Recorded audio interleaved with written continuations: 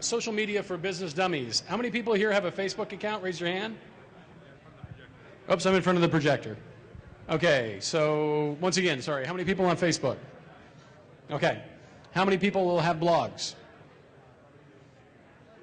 How many people on Twitter? How many people have written a Wikipedia entry or an edit?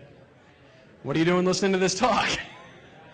So, this is social media. Social media is participatory media, right? This isn't static, corporate, unidirectional web pages. This is things like blogs.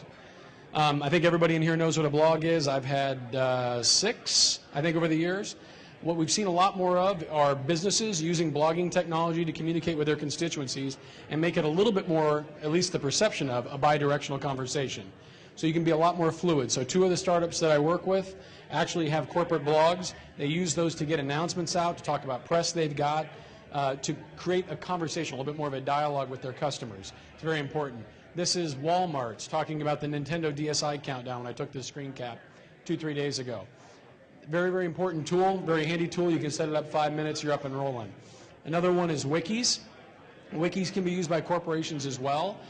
This is something that usually makes your corporate communications people get a little bit tight around the undies because this is much more participatory. It's a lot more interactive.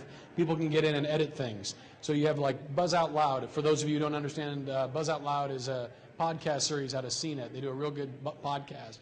They have their own wiki that the community actually enters to do fact-checking and augment the information provided on the wiki or on the podcast. It's actually quite good. There are other corporate wikis. For example, I think Ford has one where they actually put up Ford-related information and the community contributes more data to that. And the entire purpose behind that, the entire purpose behind that is create more community and dialogue and create a cult of personality around corporate brands amongst your users. The one that we referenced there just recently, that went by because I was getting extemporaneous, was ExxonMobil. Don't do what ExxonMobil did, which is have your employees get on and write nice stuff about you on Wikipedia. Bad idea. Facebook. Facebook's a more recent addition. I think everybody in here said they had a Facebook page. Facebook is real good for creating groups and, once again, cultures and communities of interest around your company or your brand.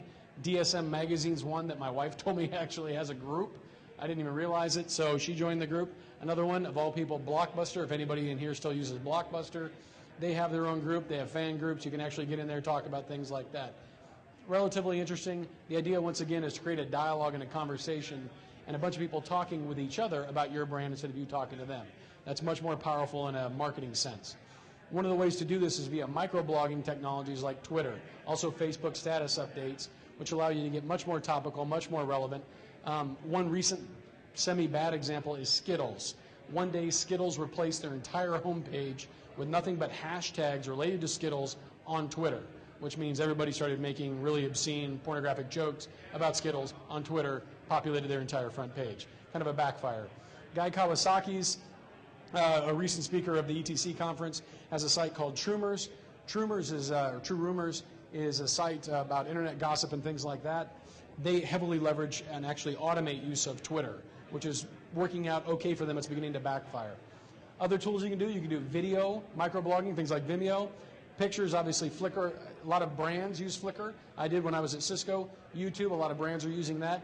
And most recently, we're leveraging things like virtual worlds as a synchronous communication mechanism instead of an asynchronous communication mechanism to do things like user groups. So once again, here you are, you're a company, you have a bunch of users like I did at Cisco that day. That was about 2 years ago. I had a bunch of users. Actually, that was when we were planning the user group meeting. The user group meeting was 30 people. We all got together, just sat around, talked with each other, talked about routing problems and things like that in a virtual setting across a worldwide audience, things we couldn't have done in the same room. So given that, any questions?